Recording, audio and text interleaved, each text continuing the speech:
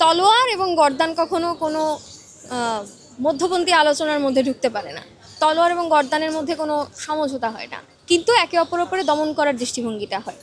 আজকে বামপন্থা এবং ডানপন্থা সম্পর্কে বৈরিতা সৃষ্টি করে যে আলাপটা আসছে, আলাপটা শুনতে খুব ভালো, কিন্তু আলাপটা একটা সমস্যা আছে। কি সমস্যা? অর্থাৎ ডানপন্থা হচ্ছে সেই চিন্তা যেটা এই আমার অবস্থিত যে বাস্তবতা, অবস্থিত যে ব্যাকওয়ার্ড চিন্তা, পশ্চাৎপদ চিন্তা, মানুষকে পিছে টেনে নিয়ে যাওয়ার যে চিন্তা, সেইটার কারণে মানুষ যে ক্ষতিগ্রস্ত হয় সেইটাকে ডানপন্থা চিন্তা বলে। আর বামপন্থা চিন্তা কাকে বলে? যে এই সময়ের বাস্তবতার প্রেক্ষিতে নতুন অর্থনৈতিক বাস্তবতা তৈরি করা, মানুষের ভিতরে আরও উন্নততর চিন্তাধারাকে নিয়ে যাওয়া, এই সময় এসে বিভিন্ন যে কুসংস্কারাচ্ছন্ন চিন্তা আছে তার বিজ্ঞানমনস্ক চিন্তাধারা তা দিয়ে প্রতিস্থাপন করা। ফলে এই ধরনের উদারনৈতিক কথাবার্তা যারা বলেন তাদের বোঝাপড়ার বিষয়টা আমাদেরও আসলে অনুধাবন করার জায়গা আছে যে তারা ঠিক কী উপলব্ধি করতে চান।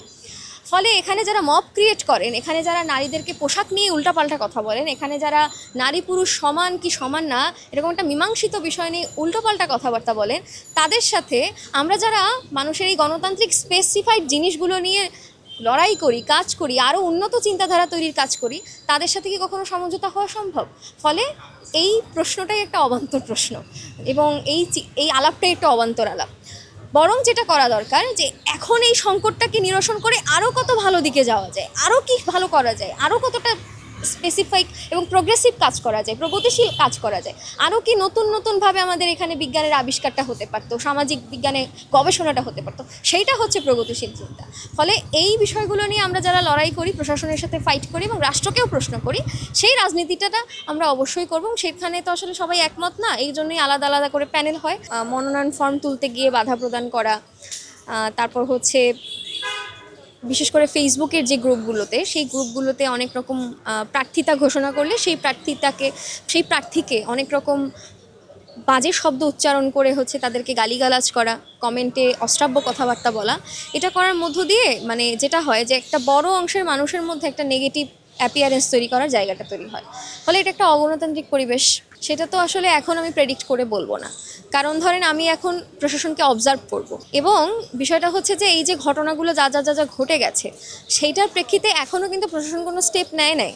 প্রশাসন ডাকসুর আচরণবিধি অনুযায়ী যেই লঙ্ঘন করে যে কাজটা করা হলো সেটার বিরুদ্ধে কিন্তু প্রশাসন কোনো স্টেপ নেয়। ফলে সেই জায়গা থেকে একটা প্রশ্ন তো অবশ্যই আমাদের আছে, সংশয় আছে। আবার প্রশাসনকে চাপ প্রদান করার জায়গাটা তো আছে। দেখুন 9 সেপ্টেম্বর অনেক পরের কথা, তবে এর মাঝে তো অনেক রকম পরিস্থিতি হতেও পারে, নাও হতে পারে। আমাদের পুরো চেষ্টা থাকবে যে পরিস্থিতি যেন ঠিক থাকে, পরিস্থিতিটা যেন স্বাভাবিক থাকে, সুস্থ থাকে। যদি না থাকে তখন আসলে আমাদের প্রতিবাদ করা ছাড়া আসলে কোনো উপায় নেই। এবং 9 সেপ্টেম্বর কী হবে না হবে সেটা তো আমি ভবিষ্যৎদ্রষ্টা না, তবে এখানে যেহেতু একটা বিষয় আছে যে বিভিন্ন রকম অগণতান্ত্রিক ফোর্সকেও লেজিটিমাইজ করার যে জায়গাটা এখানে চলে আসছে, ফলে সেই জায়গা থেকে আমাদের কিছু সন্দেহ অবশ্যই আছে। ডাকসু নির্বাচনের মধ্য দিয়ে রোধ হবে কি হবে না সেটা ডিপেন্ড করবে ডাকসু নির্বাচনের মধ্য দিয়ে কোন চিন্তাধারার মানুষ নির্বাচিত হচ্ছে।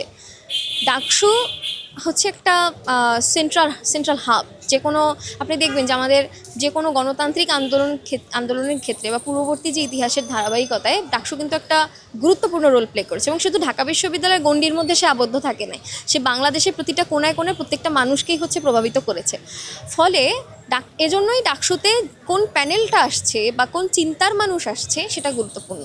এখানে যদি হচ্ছে যে গণতান্ত্রিক চিন্তাধারার মানুষজন আসে, প্রগতিশীল চিন্তার মানুষ আসে, তার মানে তো সে কখনোই এই ধরনের মব কালচারকে স্পেস দিতে চাইবে না, সেটার বিরুদ্ধেই ছাত্রদের ঐক্যবদ্ধ করবে। দেখেন আমরা বামপন্থীরা তো হচ্ছে বিশ্ববিদ্যালয়ের একদম মৌলিক সংকটটা নিয়ে কাজ করি, এবং এটা আসলে জীবনের সাথে কানেক্টেড। একটা ছাত্র যখন প্রতিদিন ঘুম থেকে ওঠে, ঘুমানোর আগ অবধি হলের প্রতিটা ক্রাইসিসকে ফেস করতে থাকে, এবং বিশ্ববিদ্যালয়ে এসেও সে যেরকম ক্রাইসিসটা সে ফেস করে সেগুলোকে ইন্ডিকেট করা, সেগুলোকে ক্যাটাগরাইজ করা, সেগুলোকে উত্থাপন করা দাবি আকারে, এবং সেটার মূল গোড়াটা যে এখানকার আর্থসামাজিক বাস্তবতা, রাষ্ট্রের বিশ্ববিদ্যালয়কে কেরানি তৈরির দৃষ্টিভঙ্গি, সেই লড়াইটা সেই কথাটা কিন্তু অন্য ছাত্র সংগঠন বলে না, বিশেষ করে বুর্জোয়া বা ডানপন্থী সংগঠনগুলো কিন্তু এগুলো কখনোই বলবে না। ফলে আমরা যেহেতু এই লড়াইটা করছি এবং ছাত্রদের পক্ষে লড়াইটা করছি, সে জায়গা থেকে আমাদের ভালো সারাই। ওই টিউশনিটাই হচ্ছে আমাদের আর্থিক সোর্স। আমাদের বাবা মা যদি খুশি হয়ে আমাদেরকে বাড়ি থেকে টাকা পাঠান, সেটাই হচ্ছে আমাদের আর্থিক সোর্স। এতটুকুর পরেও তারপরেও যেটা হয় যে আমাদের বন্ধু বান্ধব, আমাদের শিক্ষক, আমাদের যারা শুভানুধ্যায়ী, আমাদের কোনো এক চায়ের দোকানের দোকানি, আমাদের কোনো এক চাচা, কিংবা আমাদের হলের দাদু, আমরা প্রত্যেকে, কোনো মানুষ যদি স্বেচ্ছায় আমাদেরকে বলে যে আমি তোমার নির্বাচনের জন্য সহযোগিতা করলাম, যেটাকে বলে গণসহযোগিতা, গণচাঁদা, আমরা সেটার মধ্য দিয়েই আমাদের নির্বাচনের আর্থিক খরচ বহন করছি। এখনো পর্যন্ত আমাদের বন্ধুবান্ধব দেখা যাবে যে আমার বন্ধু নির্বাচনে দাঁড়িয়েছে, ঠিক আছে, আমরা আমার বন্ধুদেরকে হচ্ছে একটু সহযোগিতা, এটাই আমাদের আর্থিক বেস। কোন প্যানেল থেকে নির্বাচন? হ্যাঁ, আমি প্যানেল থেকে নির্বাচন করছি। নির্বাচনের নামটা সহ। আমার প্যানেলের নাম হচ্ছে অপরাজয় ৭১, অদম্য ২৪। আমি এখানে সহ সাধারণ সম্পাদক এজিএস পদে প্রতিদ্বন্দ্বিতা করছি। আর এই তো